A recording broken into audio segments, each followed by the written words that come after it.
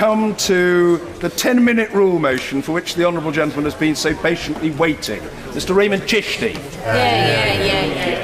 Thank you, Mr. Speaker. I beg to move that leave be given to bring in a bill to make provision about the appropriate level of access to NHS services and accommodation for mothers with perinatal mental illness and for connected purposes. This bill is in addition to my other bill on the need for accountability and transparency in relation to commissioning of mental health services.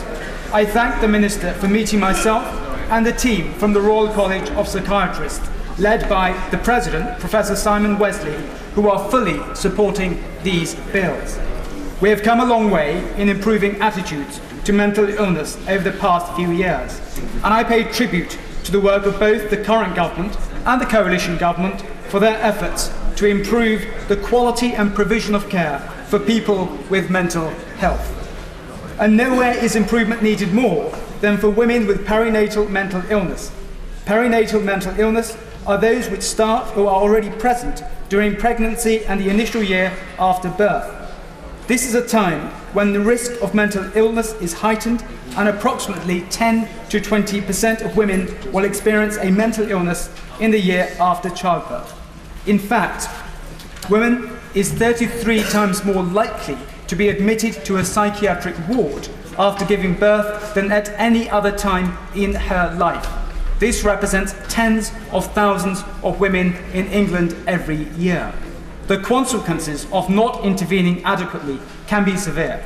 These are women who might be catatonic, delusional, experiencing hallucination or suicidal thoughts, and may be unable to recognize their family or even their baby. Not only is this traumatic experience for them, but unsurprisingly the child's development can be severely impaired. Tragically, suicide is a leading cause of maternal death, associated with approximately 15% of overall deaths in perinatal period. And although cases are rarer, some women will kill their child as a result of their illness. Recently, Mr. Speaker, we all would have seen the coroner's report in the media into the tragic case of Charlotte Bevan, who committed suicide along with her baby, and her parents' call for extra perinatal units, as well as the coroner calling for better services. Aside from this tremendous human cost, there is an economic cost which far outweighs the cost of providing adequate treatment.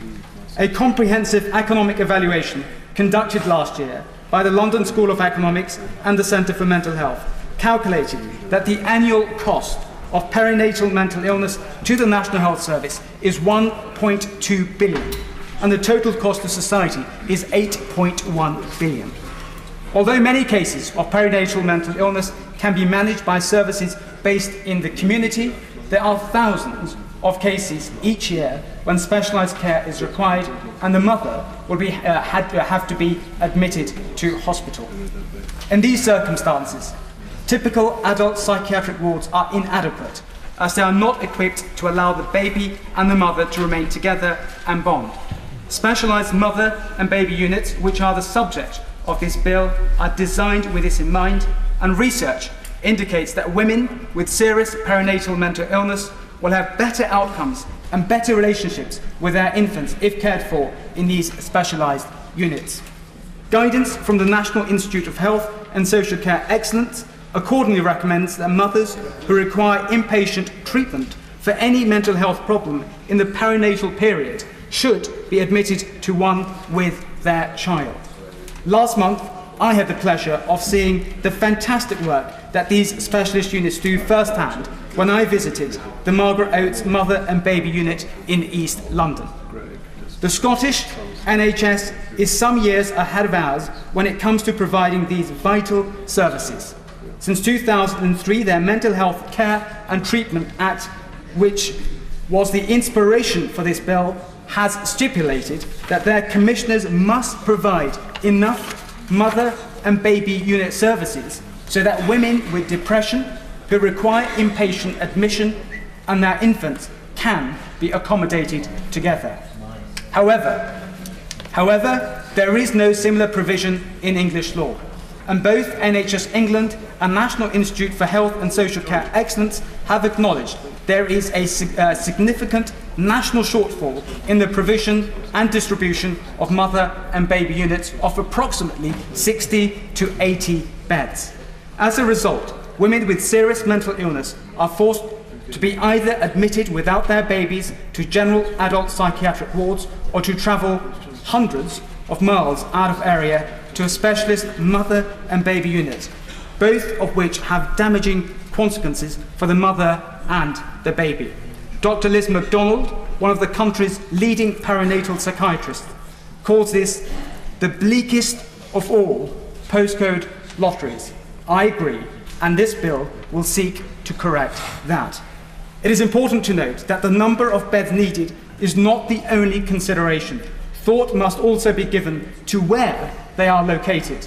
I recently met with Dr. Giles Beresford, a senior perinatal psychiatrist who runs an excellent mother and baby unit in Birmingham. He told me that he's received patients from as far away as Cornwall, and that new motherhood, the onset of mental illness, and then having to travel huge distance for care and being separated from families, friends and communities is a toxic combination. That's why this bill will make it a requirement that 95% of women who need these services should be able to access them within 75 miles.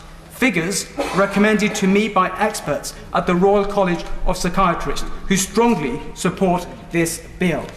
This distance element is innovative, and I appreciate that it may raise an eyebrow or two in the chamber today. Actually, it's just a different way of conceptualizing the rights that already exist. For years, patients have had the legal right to access NHS treatment for physical illness within a maximum period of 18 weeks. Unfortunately, this 18-week target would not be relevant to acute perinatal mental illness, whereas I've explained the problem is both the shortage and location of these services. That's why this bill thinks slightly differently and uses distance rather than time as a basis. This is novel for the NHS, but innovation is not a bad thing. And I ask, if we can enshrine a time-based right in law with no ill effects, then why not a distance-based one?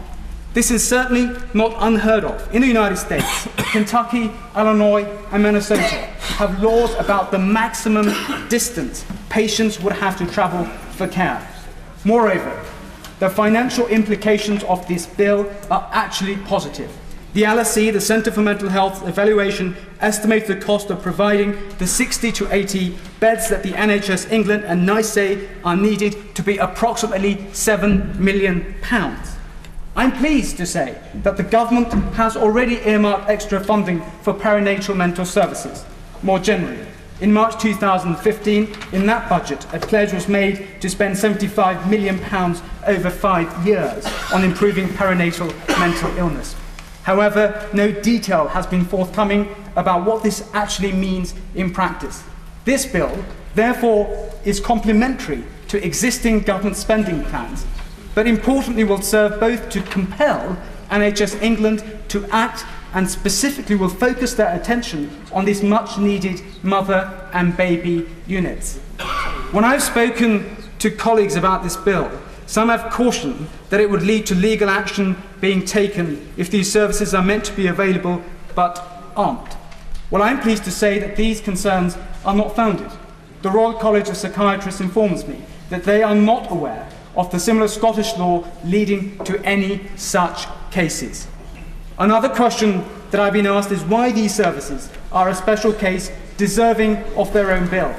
But there is a particularly strong argument for action in this case. As we know, the government has set the laudable objective of giving mental health parity of esteem with physical health. Unfortunately, this reflects the fact that mental health has lagged behind physical healthcare for so long. Perinatal mental health care has lagged behind other areas of mental health care and so has been doubly disadvantaged in many ways. I think that this and the consequences of not getting this care right for mothers and babies justifies this bill and the novel approach that it takes. As for whether this legislation will set a precedent, well, that, as colleagues and honourable members, and the right honourable members will know, is ultimately within Parliament's control. In summary, this bill reflects current NICE guidance and will result in better outcome for the mothers and infants concerned. Speaker, we have a moral duty to make sure that this bill is fully considered and taken board by the government. I so beg to move that this bill is adopted. I'm afraid people are going to have to rediscover the habit of staying to time. The honourable gentleman had in the last Parliament. He'll need to brush up on it a little bit, but we're very grateful to him. The question is that the honourable member have leave to bring in the bill. As many as are that opinion say aye. Aye. Of the contrary, no. I think the ayes have it. The ayes have it. Who will prepare and bring in the bill? Norman Lamb, Frank Field, Tim Loughton, Fiona Bruce, Tom Brake, Jim Shannon, Valerie Faz, James Berry, Jeremy Lefroy, Kelly Tolhurst, and myself, Mr. Speaker.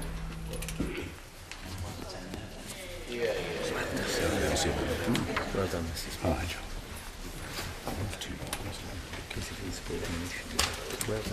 done. She's a nice chap. Mr. Rehman Chishti.